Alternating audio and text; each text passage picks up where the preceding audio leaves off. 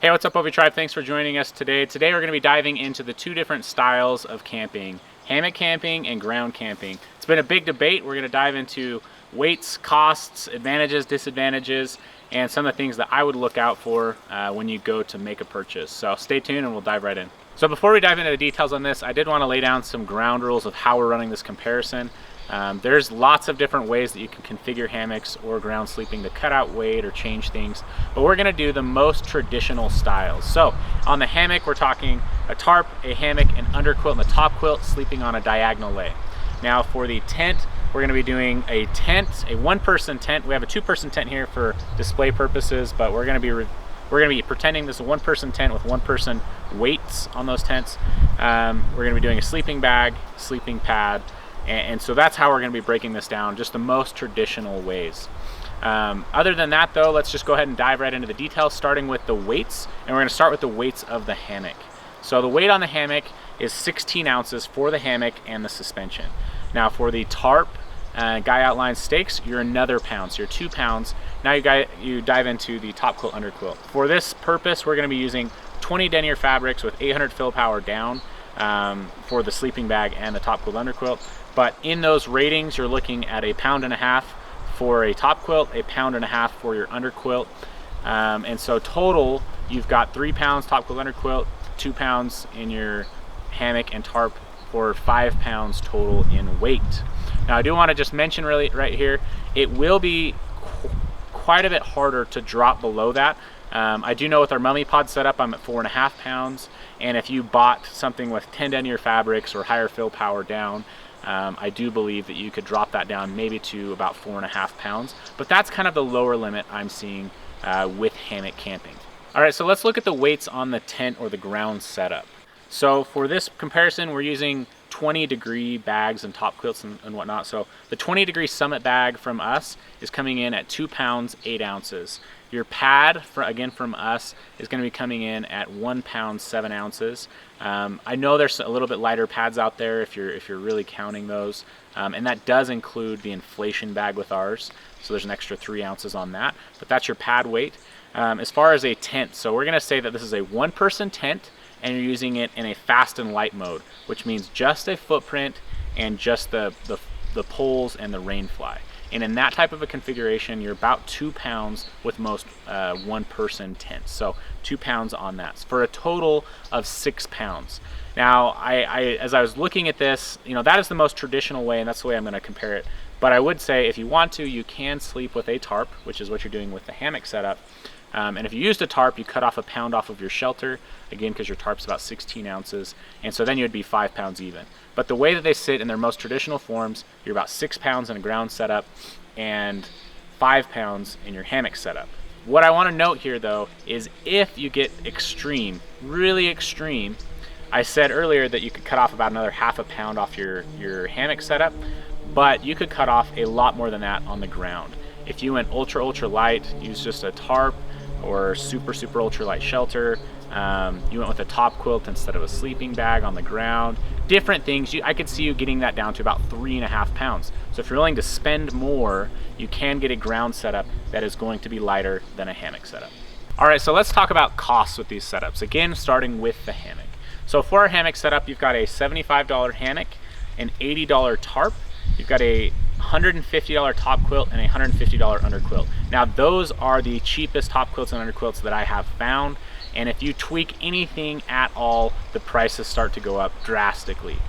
So that's the best price I feel like you're gonna find, but you add that all up and you're at about $450 in costs for the hammock. I think it's $455. Now if we jump over to the tent setup, for the sleeping bag from us, you're $200. For the pad from us, you're $75.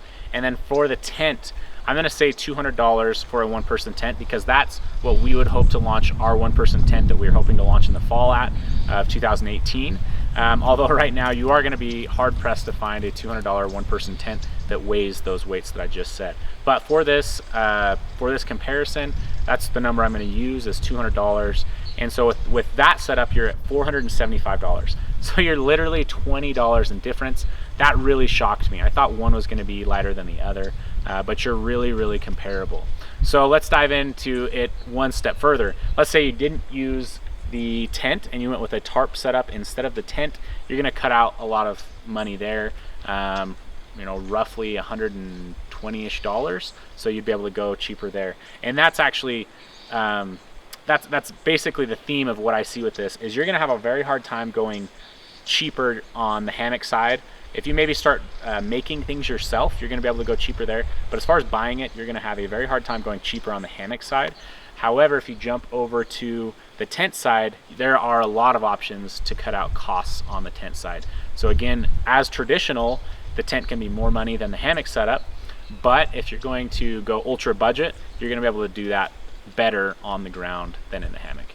So I do want to make one quick note here about the mummy pod, because it is a slightly different version. If you use the mummy pod with our hammock and tarp setup in a 15-degree model, you're coming in at about $300, so quite a bit less than some of these other options. So just wanted to throw that out there as well.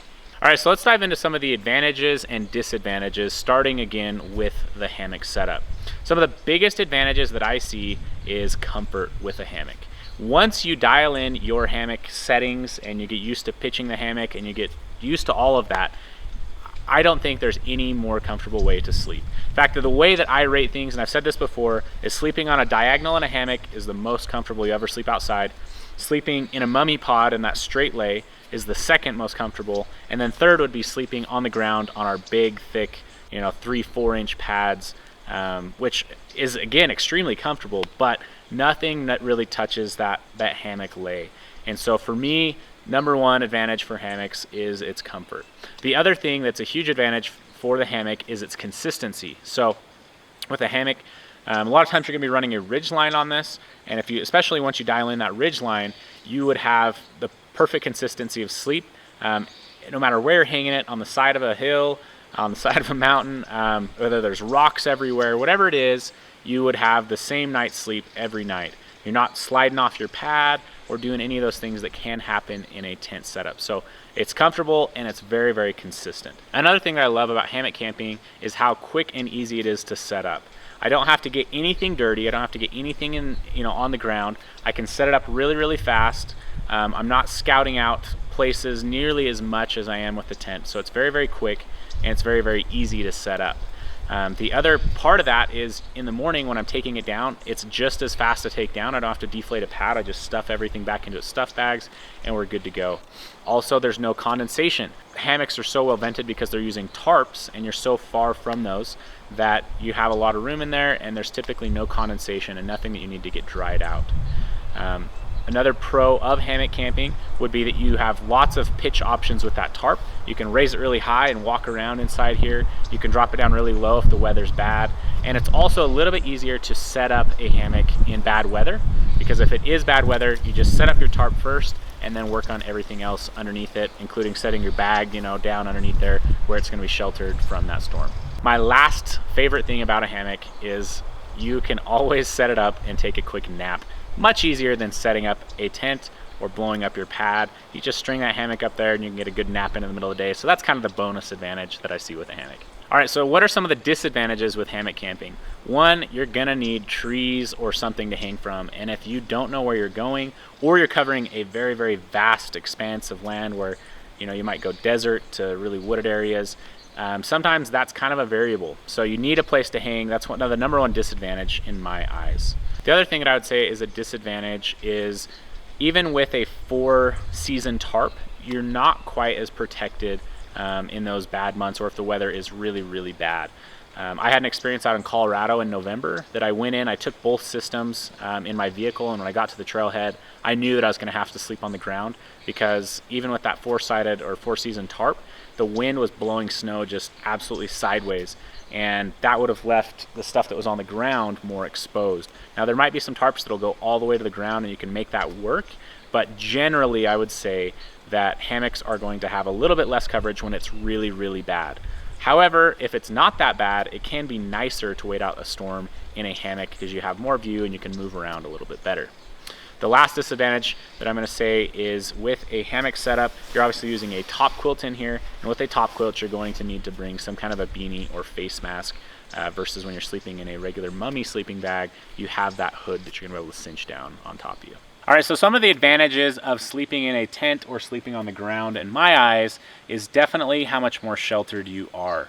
So jumping back into that Colorado example that I just said, when I went into that with a tent, it was really nice to be totally sheltered, and it added a little bit of temperature gain inside of there. So even though it was snowing and really cold, I could still take off some of my gear inside my tent and kind of spread it around and do my cooking in there, sheltered from the storm. The other part of that is when you are camping in those winter months, sometimes it's nice to be able to just take your gear and spread it out and not have to worry about blowing wind or some more exposure. The last advantage that I'm going to mention here is when you are sleeping in a tent or on the ground, it's really, you know that it's going to work every time. You don't have to worry about the trees like we mentioned. There's just a sense of security that a lot of people, especially as I question around in preparation for this video, there's just a little bit of a sense of security about having a tent, being fully enclosed, and something that you've used before and can, you know, stand on its own. You don't have to worry about staking things out if you don't have to. If you've got a freestanding tent, there's just a little bit more, it's just a little bit more of a proven system for most people. So let's dive into the disadvantages of using a tent. Number one to me is longer setup and takedown times. You have, when you're sleeping in this type of setup, you're typically blowing up an air mattress or a pad, and that's going to take more time. You have to deflate that. That's going to take more time. Another disadvantage is finding that spot. You don't want to find a spot that might have moisture come in during the night, or that's not flat enough. You're on a slope, or maybe has too many rocks. There's some things that make finding a spot for a tent a little bit harder. Other things that are harder with a tent is there is more of that condensation issue. While it is an advantage that you're more protected in a tent and you get to retain a little bit more of that heat inside that tent, you also have more condensation that's going to be happening inside that tent, so you do have to keep that very well vented, and sometimes you even have to take your tent out during the day to dry it out. The last disadvantage I'm going to mention here is keeping it clean. When a hammock setup is off the ground like it is a little bit easier to keep clean versus this, where sometimes you're bringing in your boots or bringing your boots even close. You sit in the dirt, you come into the tent. It just seems like you bring in more dirt and more debris into a ground setup. All right, so you've got all the weights, you've got all the costs, and you've got some of the pros and cons of each. So what do you do from here? Well, I'll give you some of my opinions, what I personally like to do, and then some things to look out for when you're making those purchases. So number one for me, I see tent camping or ground camping as the more tried and true system. I'm going to personally be using a traditional tent system under two situations. One, in those winter months when the nights are really long and the weather can be a lot worse. Or two, if I am packing with my wife or a partner, in that type of scenario, you can break out the tent parts, make it a little bit lighter, and that's when I'd be using that type of a system. Jumping over to the hammock system, to me, it's more fun and it's more comfortable. And so I've really taken into the hammock camping side of things. I really enjoy it. And for me, I'm going to be using a hammock almost anytime I'm out in the three other seasons, right? Spring, summer, and fall. Those are the seasons that I'm typically looking to hammock camp if possible. But again, there's those variables. So if at some time I'm doing something where I'm fearful there's not enough trees, obviously I can go back to this. And so the one point that I do want to point out with making those purchases for you is make sure you're buying gear that is versatile. I feel like most people that are hammock camping also ground camp, and a lot of people that sleep in tents also do hammocks. And so being able to cross over for your different adventures, I feel like is very important. Obviously that's where something like the mummy pod stands out. But if you're not interested in the mummy pod, you like that diagonal lay, which is totally understandable, and you're jumping with a top quilt, make sure you're buying a top quilt that is wide enough to sleep on the ground and that does have pad strap options. And that way you can take that top quilt, sleep right on the ground, and at least you've got some versatility in your system. So I hope that helps as you're making your decisions, whether you want to hammock camp or ground camp, or maybe end up wanting to do both. But at least now you've got a good video here that can show you some of the pros and cons of each. So thanks for joining us. If you've got more questions, as always, reach out to us over at outdoorvitals.com.